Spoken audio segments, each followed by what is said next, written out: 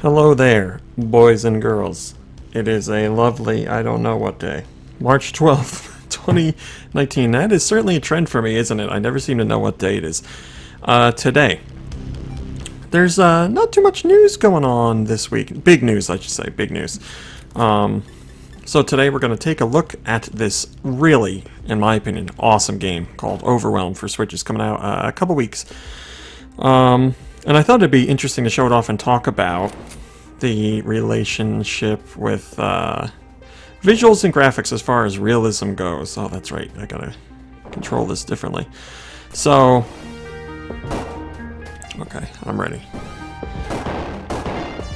Obviously, this is a very... Am I recording? Yes, this is a very retro-looking game. Done on purpose. The soundtrack, which... you won't hear too much of because I'm playing, but the soundtrack is not retro. It's very synthy, 80s, early 90s, I guess you'd say, which is a great fit for the atmosphere the game's trying to convey. Now, like I said, I want to talk about like immersion and realism and all that good stuff. And some people might look at a game like Overwhelm and be like, well, it's not realistic at all, and of course, no. You know, on a base level, no, it's not realistic. But does it immerse you in the experience? That I feel immersion is much more important than visual fidelity when it comes to realism. Like, I don't need a game to look real to feel engaged with the game or feel like it's, you know, a visceral experience. I need the gameplay and how the gameplay is presented as far as mechanics and just creating a world. I need that to feel immersed in an experience. And that's a very hard thing for games to do. But a lot of people do feel that you need realistic, or whatever you call realistic graphics nowadays, quote-unquote realistic, to achieve that, and I really disagree with that. And I don't know if that's because I'm coming from an era when, you know, games looked like this, if not worse. And now I like the look of this game. I don't want to say this looks bad because I don't think it looks bad. It's very stylized. It is also very simple, obviously. But oh boy, let me think about this. This is a developer choice, and they felt that this was the best approach for their game, and I definitely agree with it because this is going to be hard to do while talking. When it comes to realism, when you're going for graphics that are like modern day, you know, pushing what systems and technology can do nowadays, you can fall into the uncanny valley, and that's the kind of thing that really takes me out of an experience. If it's an uncanny valley kind of situation, you know, if a character's eyes look off, or a character... Oh, boy. A character's, No! Oh, my God. Oh, my God. A character's lip syncing is off. That completely disassociates me from the game, and it really... Hey, that went well. It really ruins the experience for me. I'm not saying I can't still play the game and enjoy it, because I can. But that's always there. That's something I'm always going to notice, and it stands out like a sore thumb. It's just something you can't avoid, and I guess eventually you learn to live with it. But still, it's a niggling issue.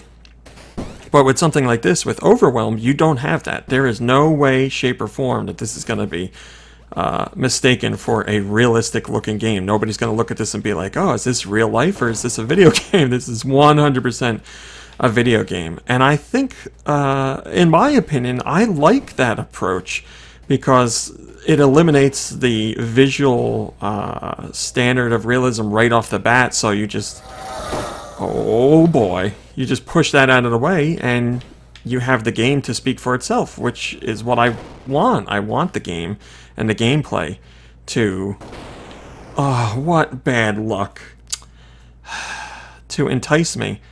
Now this guy's dead, right? Oh yeah, he's dead. Yeah, I want the gameplay to entice me and immerse me and make me feel like I'm part of the experience. And when I'm not, when I don't look at the visuals in a realistic way at all, then that lets me focus on the other elements more. And I don't know if that's just me. I don't know if you son of a bitch. I don't know if that's just me. I don't know if other people feel like that, or they need those realistic visuals to have any chance at feeling like a game is real or getting a visceral experience out of the game. I could be wrong, let me know. But I really feel like when you play with the visuals and you try something unique, it adds to like the overall experience. Like it's something to experience in the game rather than realistic graphics. Because how many games have tried to do quote-unquote realistic graphics over the years where, you know, you saw visuals and you're like, wow, this looks amazing. Games are never going to get any better than this. But then, you know, the next generation comes and you're like, man, remember when we thought this game looks real? It looks like garbage now. Oh boy, that actually scared me. I jumped in real life. There's like, I can't think of any game where I'm like, yeah, that visual or that realistic representation of real life really works today. You know, it becomes outdated, whereas games like Wind Waker, I think hold up a lot better because no one's ever going to look at that and, you know, say that it looks dated as far as trying to look realistic. It's a visualistic, or it's a visual approach that isn't meant to be realistic. It's meant to be emotive and immersive and unique and timeless, and that works for me. Like, people still look at that game today and think it looks beautiful, but you don't look at GameCube, PS2, or Xbox games that were taking a realistic approach and you're like, yeah, this still holds up. That's simply not the case. It doesn't hold it doesn't hold up because, you know, technology progresses. So I always appreciate a game that does something with an art style that isn't realistic, and I'm not knocking games that take a realistic approach. It's just, you know, I feel moving away from realism, at least in some ways, will help your game remain timeless and help your game stand out years later. Now, this game's everything. Its visual style, just the reds, the blacks, and the whites, and the soundtrack. Like, there's ambient noises and stuff that are very weird and disconcerting and uncomfortable. I cannot oh boy. And the way everything moves too. I cannot, oh, now I'm screwed. I cannot explain how visceral and how engaging this game feels because of it. It's amazing. Like, the game honestly gives me goosebumps and chills while I'm playing it because I feel like I'm that character. I feel like I am immersed in the game, and it's just, and this isn't something that's just with me, you know. Where did this, oh, damn it. Well, it was a good run while talking. I'll go back down to the bush spider. This is something that I've talked about with friends who have played this game with me. If you listen to our podcast, you're familiar with Kirby. Kirby was playing this game with me, and we were playing a co-op, which is a whole new thing, because you can revive your partner, which isn't something you really see in 2D platformers, the ability to walk up to a partner and revive them. He and I were playing this game, and he was saying, this is the scariest game I've ever played in my life. It's very, I keep going back to visceral. Oh, you jerk. But it is, it's just, it gets under your skin. It's so engaging. Wow, went a lot better that time.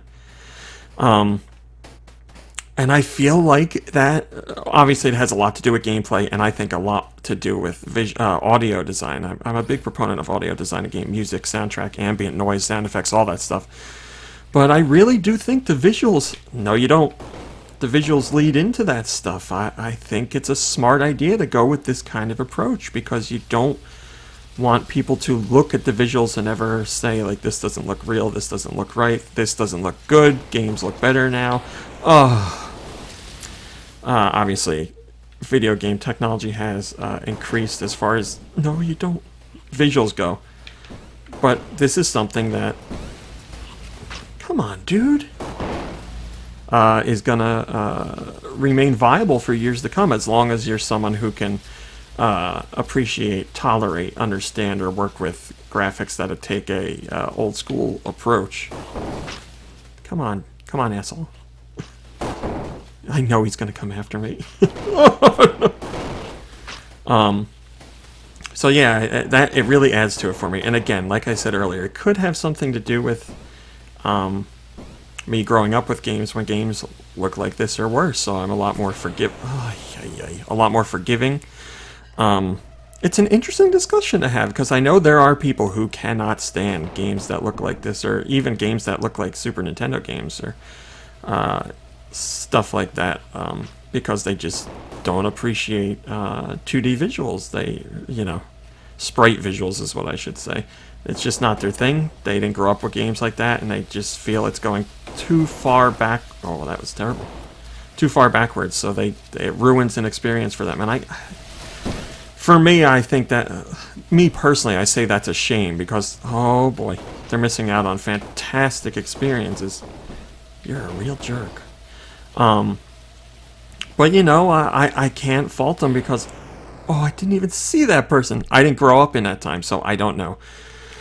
Yeah, we failed. So I'm looking to you guys to tell me what you think. When it comes to... I don't want to do this again. When it comes to game graphics, tell me what you think. Can you appreciate something like this? Does it take away from your overall experience? Like, could you ever look at something like this and actually feel immersed in it? Or are you just too far removed from the visuals and they're not realistic in any way that it just isn't something you can enjoy? For me, that is not the case. I think I'm opposite because I'm old. But graphics in general aren't something that really gets me to play or not play a game. There may be graphics that I know you're in there. Oh, maybe not. Graphics are like my least favorite, or my least, oh boy, the aspect I pay the least attention to. There may be games where I'm like, wow, that looks really cool, I like that visual design, and it gets me interested, but I'm about gameplay. That's what's most important to me. No, I don't care what the game looks like. Even if I think it's an ugly game, no. Even if it's an ugly game, I can still play it and enjoy it as long as it's fun to play. And I know this one in particular is going to give people a lot of Virtual Boy style nightmares. So yeah, let me know what you think. And right there is the perfect time to stop, because I had a success and I know I'm going to die soon. So yeah, let me know what you think, and I will catch you in the next video.